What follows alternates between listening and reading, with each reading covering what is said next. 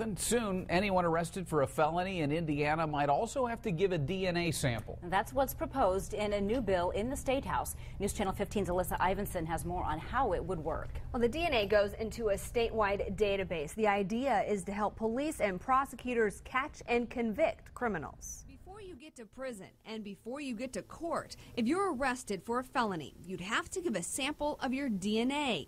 That's what new legislation in the Statehouse is proposing. It's a matter of deterrence on crime.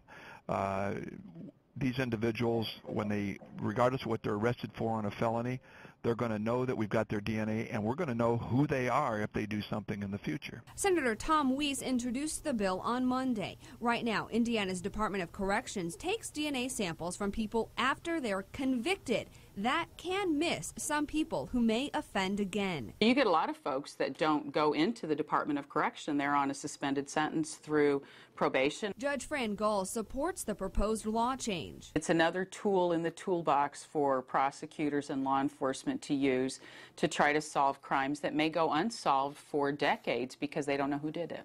The way the bill is written now is if someone is acquitted or the charges are dropped or the case dismissed, he or she can request to have their DNA removed from the database. If it's to be expunged, it will be, and it's taken out of the database. The DNA can be taken with a simple cheek swab, and Weiss added that people shouldn't worry about their DNA being on record. Even though we would have an individual's DNA, it doesn't mean that we can tell anything about their health or anybody or anything else about them.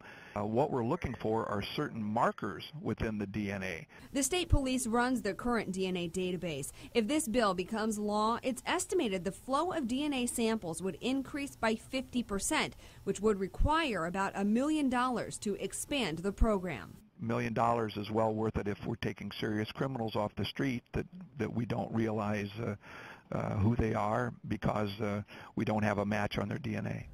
The bill has a long way to go, though, before it becomes law. If it becomes law, it'll be heard in committee on January 23rd. Okay, thank you, Alyssa.